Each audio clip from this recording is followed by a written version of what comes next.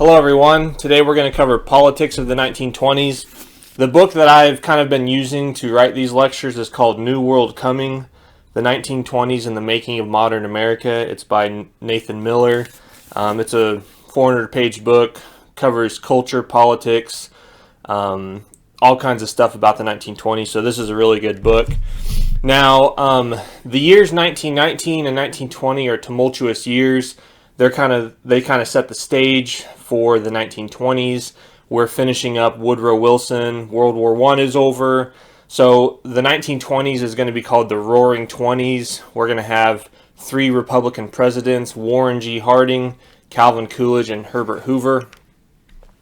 Now, the stock market is going to crash at the end of the 1920s in 1929, and we're going to have the start of the Great Depression. So basically, the 1920s is in between these two tumultuous eras, World War I and then the Great Depression, World War II, and you kind of have the 1920s, which are kind of seen as normal years for American politics and kind of culture, although we'll see that's not really true. A lot of things are changing.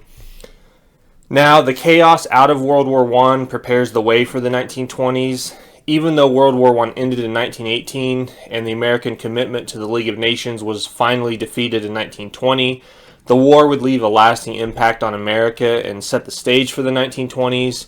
There would be strikes, race riots, unemployment, a recession, a Red Scare, high taxes, and inflation, kind of all coming out of World War I. The war and these events led Americans to reject the continuing efforts at reform by progressives and instead to accept what Warren G. Harding called a return to normalcy. So let's kind of look at how, in the aftermath of World War I, we jumped into the 1920s.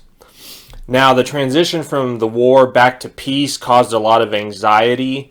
With no more need for weapons, American industry shut down war production and put some 9 million people out of work. Some 4 million servicemen were now also out of work that the war was over. The Wilson administration did not prepare for demobilization, and the nation stumbled into conversion to peacetime. This happens after World War II as well. There's a recession that hits in 1921, and though it was short, it saw unemployment rise up to 11.9%. So right after World War I, we kind of have some economic troubles. And like I said earlier, the year 1919 will be a tumultuous year. In that year, there's over 3,000 strikes that involve over 4 million workers. Strikes occurred across the whole nation. Some were limited to a city or geographical area, and some were national strikes. Some of the strikes had their origins in the economic disruption caused by World War I, high inflation after the war. Some of it was due to the fact that that during the war, labor had agreed to limit their strikes, but now that the war was over, so was the promise not to strike. The first major strike of 1919 was the Seattle General Strike. It took place in the early months of 1919. About 35,000 Seattle shipyard workers went on strike for higher wages and shorter hours. Soon, the Central Labor Committee, which controlled all the organized labor in the Seattle area, called a general strike and shut down the entire city.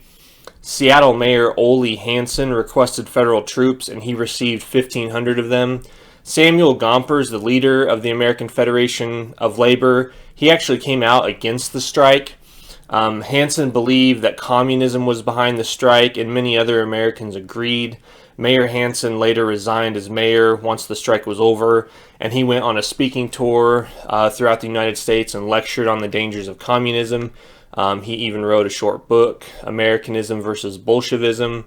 But Samuel Gompers, the labor leader, is also against this strike because it kind of has radical tinges to it. Later in 1919, in September, the Boston police go on strike up in Massachusetts. 3/4 of them go on strike. They want union recognition, better pay, and better working conditions. Violence breaks out. A few people are killed. There's looting in the shops. You had some World War I veterans and college students try to patrol the streets and keep the peace, but this doesn't really work.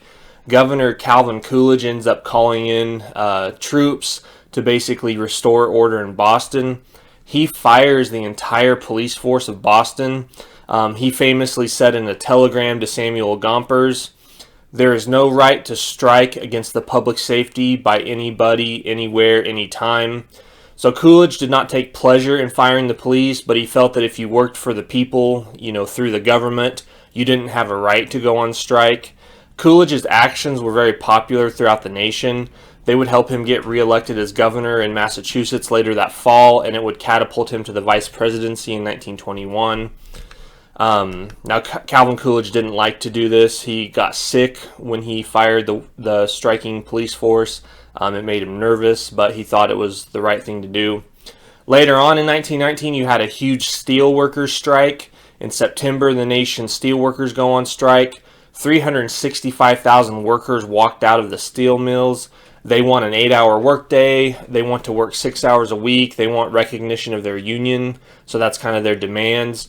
Now the strike lasts for a few months. It ends up coming to an end in January of 1920. There is violence.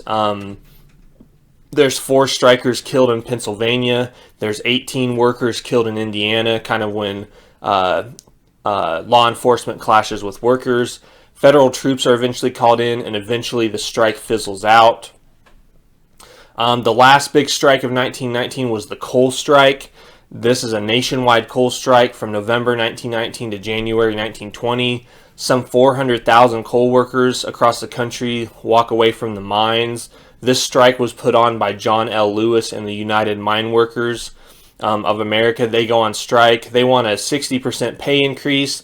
They want a 6-hour workday and a 5-day work week. Schools closed all across America because they didn't have coal for heating. Factories and railroads shut down, or their transportation and operations were curtailed. Some places cut the workday to a few hours. You got to remember, this is fall and winter, so this is when you need coal to heat the nation. Now, eventually, the Attorney General, A. Mitchell Palmer, he gets a judge to order an injunction against the strike. Basically, an injunction is just a judicial order that restrains a person from beginning or continuing a certain action. So he says you got to call off the strike. The strikers do accept a pay raise and the strike ends, but they don't get recognition of their union.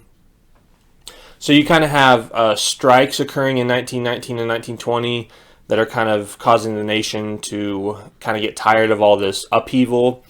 There's also a lot of race riots in 1919 and 1920. World War I played a role in kind of these race relations and conflicts. A lot of blacks had been fleeing the South for the North and West from even before World War I, thanks to Jim Crow. They didn't get treated very well in the South, so they often tried to escape. Perhaps 1 million blacks fled the South from 1910 to 1920.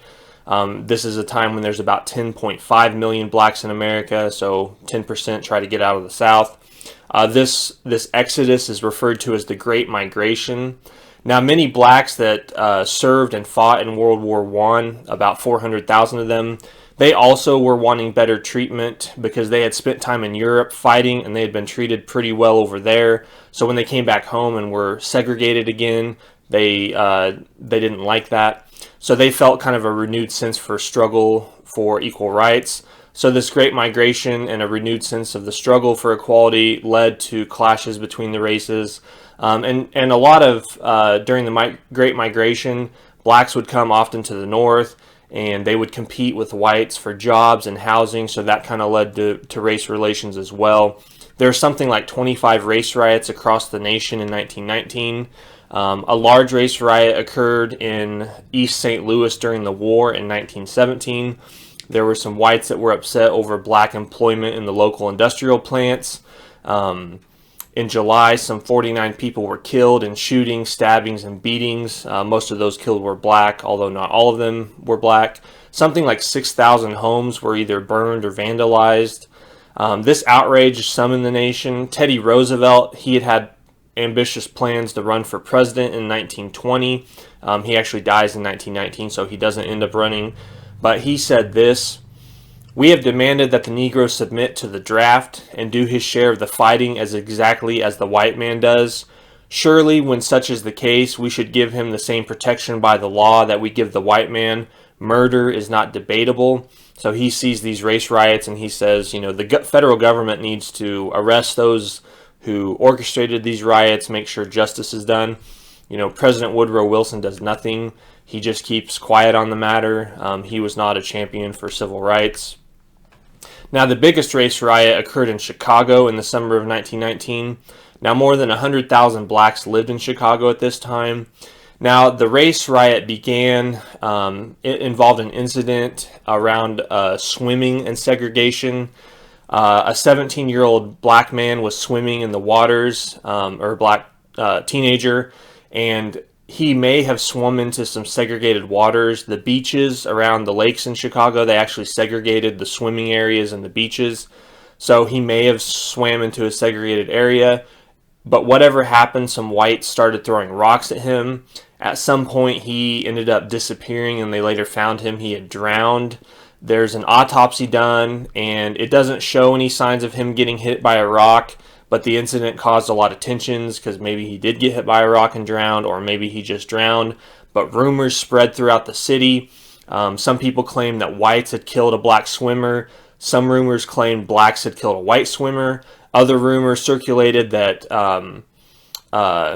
blacks had been prevented from rescuing the boy who was drowning by the policeman who kind of got in their way. Basically, rumors just spread all over the city, and violence breaks out. Something like 23 blacks are killed and 15 whites are killed. Over 500 people are injured. Whites drove into black neighborhoods and shot into houses. Blacks barricaded themselves in their homes and fired back. There were mobs throughout the city that would look for whites or blacks, depending on where you're at, that would beat them up or kill them. Eventually, the National Guard has to come in and restore order. It's just a huge kind of stain on the nation and on Chicago. Now, one of the biggest hysterias that swept the nation after World War I was the Red Scare. The Red Scare was kind of this hysteria that anarchists, socialists, communists are subverting America, subverting American values. Now, it has to be remembered that Russia had gone communist. In 1917, they had a communist revolution. And currently in 1920, they're embroiled in a civil war between communist and anti-communist forces. Some American troops that had fought in World War I are sent to Russia to assist the whites. The whites are the ones fighting against the communists.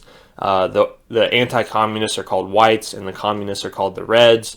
About 100 Americans die in this kind of foreign adventure. There were fears that communism would sweep across Europe, take over Germany, take over Italy, or over France. Now, many Americans are immigrants from Europe, and some of them did bring radical ideologies to America, things like anarchism, socialism, and communism. Remember, McKinley had been assassinated by an anarchist in 1901. Labor strikes are happening in America during this time. So basically, there's a lot of hysteria in the nation. And once again, the blame partly lies at the feet of World War I. During that war, Americans were propagandized into searching out subversion and radicalism. And this didn't just go away after the war. You can't just turn off this suspicion of people that are subverting your nation. On top of all this, there's bombings that occur in America in 1919. All of this contributes to the fear that radicalism has come to America. On June 2nd, 1919, a series of bombs went off around America. There were 8 bombs in all. One bomb was sent to the Attorney General's home. The bomber accidentally blew himself up. A copy of an anarchist tract called Plain Words was found nearby, so they think an anarchist set this bomb off. The bomb that hit the Attorney General's house had also caused damage to Franklin Delano Roosevelt's house. FDR and his wife Eleanor had been at a diplomatic party, and they rushed home to see if their 11-year-old son was alive. When FDR rushed to his house, he found pieces of a corpse on his front porch. He ran up the stairs and found his son, so his son was all right. But lots of damage caused. Other bombs exploded that did explode were sent to the Cleveland mayor's home, a state legislator in Massachusetts, a federal judge's residence in New York City. Bombs went off in Boston and Pittsburgh and cities in New Jersey. A bomb went off in Philadelphia as well. A few weeks before this bombing, a number of bombs had been sent through the mail disguised as packages from Gimbel's department store. Now, a postal worker did discover most of the bombs and they were not delivered, but these bombs were targeted. They targeted some of the biggest known people in America, people like A. Mitchell Palmer, the Attorney General, J.P. Morgan, John D. Rockefeller, Oliver Wendell Holmes, Ole Hansen, Thomas W. Hardwick. So bombs sent to numerous people. So basically, the Red Scare happens because of all this upheaval going on in America. And the Red Scare was best exemplified by something called the Palmer Raids. These were a series of raids against radicals. These raids occurred from November 1919 to January 1920. Now, A. Mitchell Palmer was Wilson's Attorney General, and he wanted to run for president in 1920. He sees Bolshevism or communism as a threat to America, American democracy, religion, and private property. I've got a quote here from him. He said, "Like a prairie fire, the blaze of revolution is eating away into the homes of the American workmen. Its sharp tongues of revolutionary heat are licking the altars of the churches, leaping into the belfry of the school bell, crawling into the sacred corners of American homes, burning up the foundations of society." Wilson didn't want this radicalism to triumph. He had told Attorney General Palmer during a cabinet meeting, "Don't let this country see red." So in November 1919, the Justice Department conducts raids against Russian immigrants, both foreigners and Russian immigrants who had become citizens. They were all radicals. They were given hearings, and then 249 of them, including Emma Goldman and Alexander Berkman, were deported to Russia. Alexander Berkman had tried to assassinate Henry Clay Frick after the Homestead Strike in 1892. These Russians are deported back to Russia aboard the ship called the Burford. It gets nicknamed the Soviet Ark because it takes them back to the Soviet Union. Basically, if you believe in communism so much, why don't you go to the communist nation? Russia will take you there. So that's what ends up happening. In January of 1920, the Justice Department conducts raids in 33 cities. They arrest something like over 6,000 people. Their targets were foreign and citizen radicals.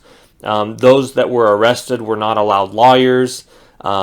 They were kept in places. There was one facility they were kept at where 800 people were locked up in a place with only one toilet. So their civil rights are violated. The American citizens that are arrested are turned over to local authorities, but the foreigners are deported. Walter Lippmann, who's a famous writer and journalist during this era, he criticized the Wilson administration for this. He said, "It is forever incredible that an administration announcing the most spacious ideals in our history should have done more to endanger fundamental American liberties than any group of men for 100 years. So basically pointing out that the Wilson administration really violates civil liberties both during World War I and after. Now, Attorney General Palmer ended up overplaying his hand. He promised that there was going to be a mass communist uprising on May Day in 1920.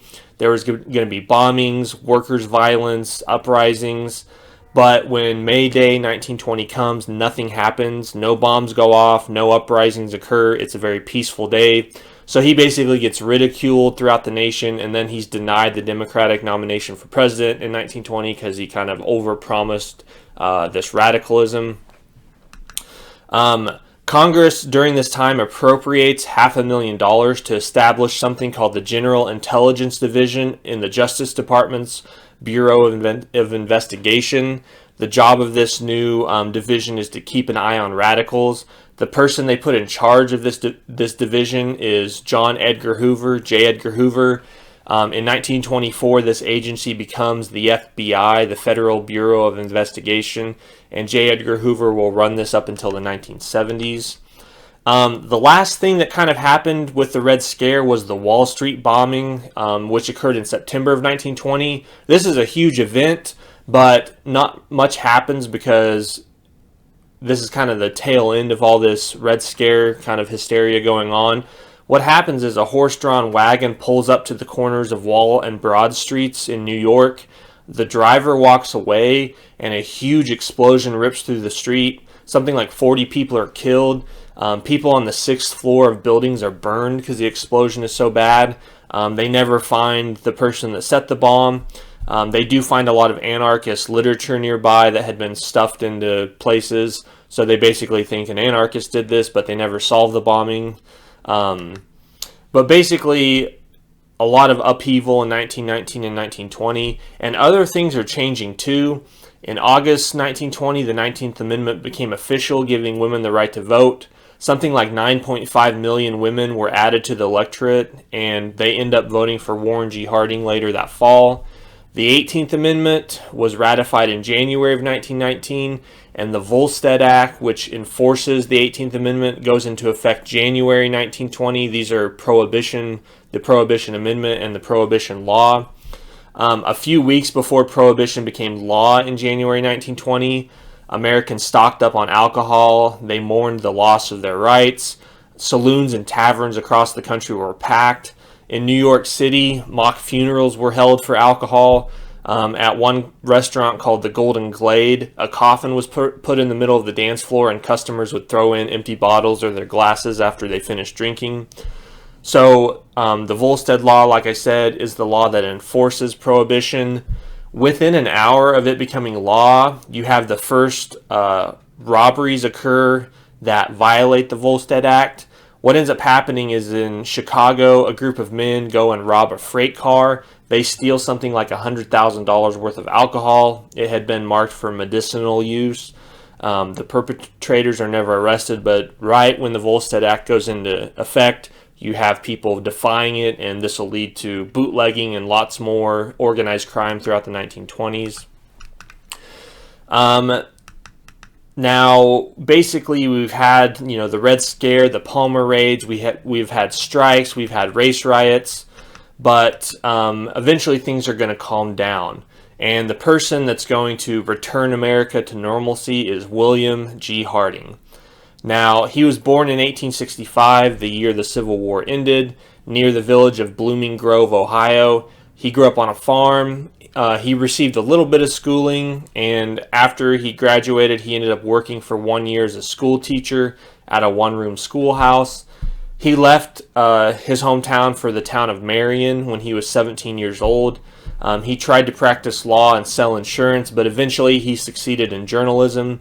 He ends up buying the Marion Star. That's the newspaper in the town. It's kind of failing, but he revives it and makes it a success. He gets married to Florence Kling de Wolf, a woman who is 5 years older than him and already has a child from a previous relationship. They get married in 1891. Warren G. Harding was a notorious adulterer. I kind of describe him as the Bill Clinton of the 1920s. He has numerous affairs. He fathers a child out of wedlock. One woman remembers a story where she was visiting a house of a widow in Marion, Ohio, and after dinner the widow's son took her upstairs and pointed to a toothbrush and said that it belonged to Mr. Harding. So there's a lot of affairs going on. One of the affairs he has is with a woman named Carrie Fulton Phillips. This was the wife of one of his best friends. I've got some PG-13 rated poetry he would write her. He wrote her a poem. It went like this: I love your back, I love your breasts, darling to feel where my face rests. I love your skin so soft and white, so dear to feel, so sweet to bite. I love your poise of perfect thighs when they hold me in paradise. So he could write kind of this romantic literature to his lovers. He ends up fathering a child out of wedlock years later. So he's a ladies' man. He's a playboy. Now he's also a natural politician. He gets along well with people. He's well liked. He's very jovial. He likes to shake hands and slap backs. Now he climbs the political ladder in Ohio. He's a state senator from 1900 to 1904. He's lieutenant governor from 1904 to 1906. He loses an election to become the governor of Ohio in 1910. But then in 1914, he's elected to the Senate from Ohio, and he serves there from 1915 to 1921. This is the first election in which senators are chosen by the people. So the people of Ohio chose Warren G. Harding. And he ends up winning the Republican nomination for president in 1920 at the Chicago Convention. Now, his political handler was a man named Harry Dougherty. He said that Harding's best chance to get the nomination was to let the frontrunners wear each other out, and then Harding would be nominated by, quote, men in a smoke-filled room. So if you've ever heard of the phrase of something happening in a smoke-filled room, it kind of means under the table, kind of in a corrupt way. That comes from Warren G. Harding's political handler. Calvin Coolidge wins the nomination to be his running mate. He's very popular after handling the strike situation in Boston. The Democrats hold their convention in San Francisco. A. Mitchell Palmer would have been the front runner except of his overzealousness in the Red Scare. William Gibbs McAdoo is a front runner. He's Woodrow Wilson's son-in-law, and he had been Treasury Secretary during the war. Now, he had a shot, but he's also too close to Wilson, and he has a lot of political enemies. A lot of people are tired of Wilson. They don't really like him that much. What the Democrats end up doing is nominating James M. Cox, who's also from Ohio, for president, and they nominate Franklin Delano Roosevelt for vice president. Now, Cox and FDR storm the country campaigning. They visit Wilson, who's very sick still from his stroke, and they promise to throw all their support behind the League of Nations. Cox issues a statement saying that support for the League of Nations is one of the most paramount issues of the day. Now, Harding and Coolidge don't campaign for the most part. Harding gives speeches from his front porch in Marion, Ohio. Marion, Ohio has a population of something like 28,000, but during the fall of 1920, 600,000 people come to Ohio to listen to him talk. So they kind of have a front porch campaign, and they campaign on America first. That's kind of their motto, put America first. We're tired of this Wilsonian internationalism. Let's do what's best for America. So Cox and FDR campaign on issues, but Harding kind of campaigns on the general idea of America first and lets his personality carry the day. There is an October surprise of sorts. The elections always occur in November, so an October surprise is like breaking news that might turn the election the other way. The Democrats start circulating a rumor that Warren G. Harding had black ancestors. Now, Warren G. Harding doesn't know if this is true. People used to tease him about it. He never really got too upset about it, but he knows that there's this rumor that circulates. So he just kind of ignores the whole issue, but the Democrats do peddle this rumor. But it doesn't matter. Warren G. Harding ends up winning the election. He says in a speech in that summer at Boston, he says, "America's present need is not heroics, but helping. Not nostrums, but normalcy. Not revolution, but restoration. Not agitation, but adjustment. Not surgery, but serenity." So basically, let's quit involving ourselves in all this change. Let's stop the internationalism. Let's just get back to how America normally is during peacetime. So Warren G. Harding wins the biggest election landslide up to that date. He wins 60% of the popular vote. Cox gets 34% of the popular vote. Harding wins 37 out of the 48 states. He gets 95% of the black vote. A majority of women vote for Harding. The Republicans win the House and the Senate. So this is just a huge Republican landslide to start the 1920s. Eugene Debs also runs for president in 1920, but he's a prisoner in Atlanta. Remember, Woodrow Wilson locked him up for opposing World War I. He gets almost 1 million votes from prison. Now, Warren G. Harding is nominated or inaugurated president in March of 1921. In his inauguration speech, he says, "Our supreme task is the resumption of our onward normal way. Reconstruction, readjustment, restoration, all of these must follow. We must strive for normalcy to reach stability. We want less government in business and more business in government." Now, there's a lot of problems left over from the Wilson administration. Wilson had been kind of an absentee president because of his stroke, so he basically left the office of the presidency. It was missing a leader, basically. American foreign policy lacked direction because there's no president, basically. The war with Germany, though it's over, has not officially ended because the treaty was never signed by the American Senate or ratified by the Senate. The economy is faltering. Farmers are struggling now that Europe is back to producing food instead of killing each other. So Harding has a lot of issues he has to tackle, and he's actually a very hard worker as president. Many people liked him and his wife. One time some White House staff closed the curtains so ordinary people couldn't look in the White House, and Mrs. Harding told them to stop that. She said, after all, this is their house too. Harding would have poker games in the White House. He would drink with buddies. He shook a lot of hands. He invited people into the White House. So Americans really like Warren G. Harding. And he accomplishes a lot on the domestic front. He creates new agencies to help veterans and streamline the executive branch. The Veterans Bureau was organized to help the men who had fought and were wounded in World War I. It was one way that Harding felt he could bring healing out of Wilson's World War I crusade. Many soldiers were just shoved into hospitals or asylums when they came home from the war. Some of them were very, very injured. Harding creates the Bureau of the Budget to make sure that the executive branch was responsible in the way it spends money. Harding releases Eugene Debs from prison on Christmas Day, of 1921. He invites him to the White House, and they basically visit together. Harding's a very kind of happy guy. He's very easy to talk to. Over the next few months, he also releases hundreds of other radicals who Wilson put in jail for their activities during World War I. So Harding kind of fixes a lot of the civil liberties that Wilson violated in World War I. Harding signs the Fordney-McCumber tariff into law in 1922. This substantially raises the tariffs. Wilson had lowered it, so Harding puts it back up. This protects American industry. Harding's a big supporter of big business and business in general. Harding gives a speech on the 50th anniversary of the city of Birmingham, Alabama. He actually goes to Birmingham, Alabama, which will be a huge center of the civil rights movement in the 1950s and 60s. So he goes there in the South in October 1921. Over 100,000 people come to listen to him, and he's speaking to a segregated audience because they have segregation in the South. Nobody was expecting him to do this, but he criticized the way blacks were treated in the nation, in the South, but in the nation overall. This is what he said. I want to see the time come when black men will regard themselves as full participants in the benefits and duties of American citizens.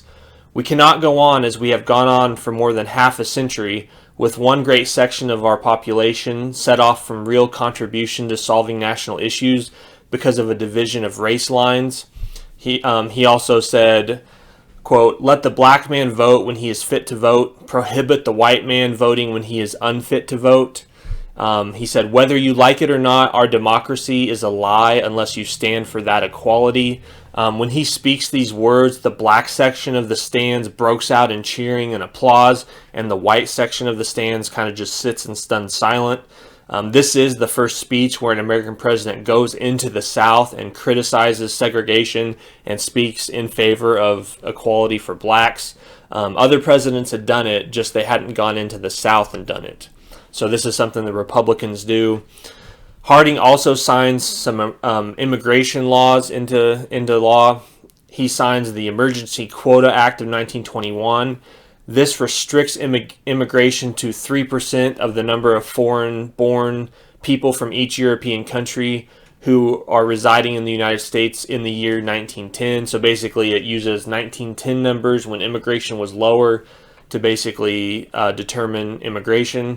The Republicans, like most Americans, welcomed immigration, but they felt there needed to be a resting period from immigration to assimilation. They wanted immigrants to assimilate, to learn English, to learn American history and civics. Something like 20 million immigrants had come to the United States between 1880 and 1924. So now there needs to be this resting period, the Republicans argue. Foreign policy, Harding does a lot. Now the history textbooks always say that the 1920s was a retreat to isolationism, and we'll kind of talk about this when we get to World War II. World War I was a great jump into internationalism. Woodrow Wilson goes on this huge crusade. He wants to remake Europe and the world. The Republicans do retreat from that. But just because they go back to isolationism doesn't mean they don't meet with diplomats, try to sign international treaties.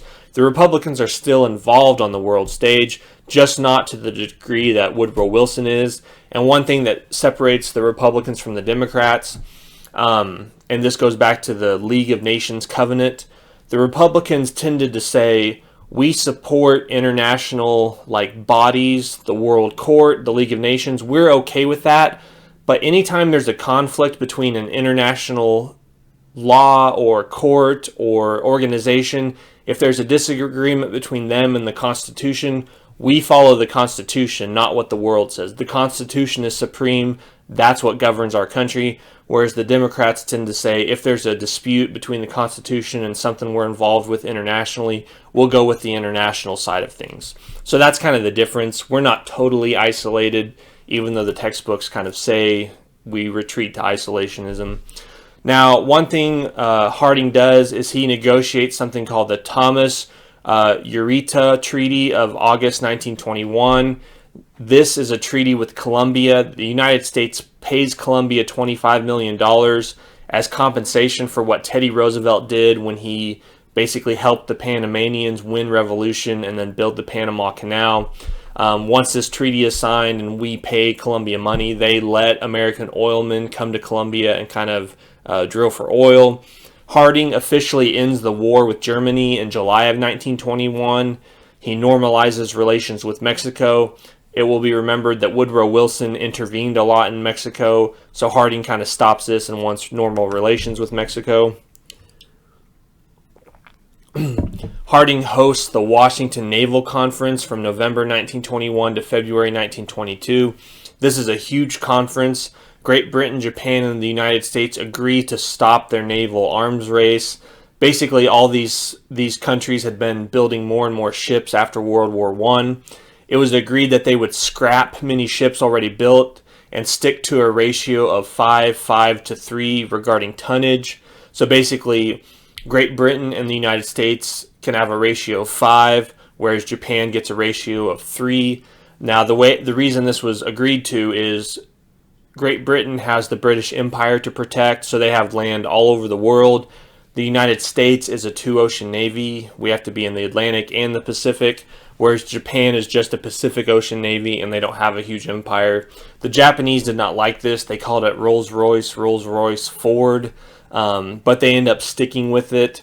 9 powers at the conference agree to preserve the territorial integrity of China, and then 4 powers agree to respect each other's rights in the Pacific as far as where they have colonies and things like that. So basically the Washington Naval Conference, it creates a moratorium on building new battleships. It scraps existing vessels, and then it creates that 5-5-3 tonnage ratio. One British observer said this: in less than 15 minutes, Charles Evan Hughes sunk more ships than all the admirals of the world had sunk in a cycle of centuries. Charles Evans Hughes is the Secretary of State who's overseeing this conference, and he did sink a lot of ships because of this conference.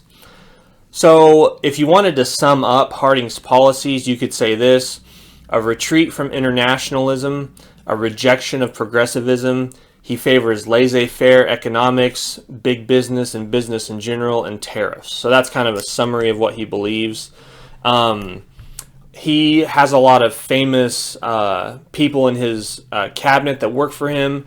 Andrew Mellon is the Secretary of the Treasury. He's kind of considered one of the best secretaries of the Treasury since Alexander Hamilton. He supports business. He cuts taxes and spending. Wartime spending was at $18 billion, and by 1925, the Republicans had brought spending down to $3 billion a year. Andrew Mellon creates a surplus in the Treasury. He cuts regulation. Andrew Mellon basically said, if you cut taxes and spending, you might actually get more revenue because people will start working more. Money will start to go to work. Commerce will flourish. So you did have this kind of interesting thing where the Republicans cut taxes and spending, but they also increase how much money the federal government brings in. Charles Dawes is another person in the administration. He's a kind of a banker. He runs the Bureau of the Budget. He ends up putting the executive branch on a budget. He'll be important during Coolidge's presidency. Herbert Hoover is brought in as the Secretary of Commerce for Harding. He worked with business and labor to reach voluntary agreements. He basically gains progress through cooperation between government workers and business. So he's a big advocate of cooperation and volunteerism. He doesn't like the government telling businesses what to do, but he likes to use government to negotiate between business and workers and basically get everyone to agree to a compromise. So we'll learn a lot more about Herbert Hoover kind of as we move throughout the 1920s. I've got a quote from the New York Times about him. Herbert Hoover is an almost supernatural figure whose wisdom encompassed all branches, whose judgment was never at fault, who knew the answers to all questions and could see in the dark. So pretty much everyone in the nation thinks Herbert Hoover is the smartest guy in government. Now, the biggest problem with Warren G. Harding is the people around him. Many of his appointments, many of the people he puts in his cabinet are notoriously corrupt. Charles Forbes is the man he puts in charge of the Veterans Bureau. Forbes ends up stealing about $7 million worth of medical supplies, and he steals them by selling them for only about $600,000 and then pocketing some of that money for himself. He takes money off of government contracts. Harding learns about this, and he ends up grabbing him by the throat one day in the White House and throws him against a wall and says, "You double-crossing bastard."